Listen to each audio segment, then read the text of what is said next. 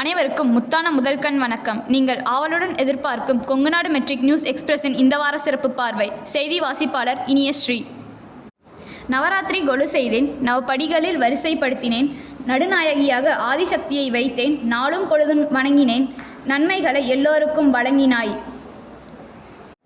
என்பதற்கு இணங்க எம் பள்ளியில் கொலு பொம்மைகள் வைத்து வழிபட்டு வருகிறோம். மாணவர்கள் தற்போது விடுமுறையில் இருப்பதால் வரும் 7/10/24 திங்கள் அன்று பள்ளி தொடங்க உள்ளது.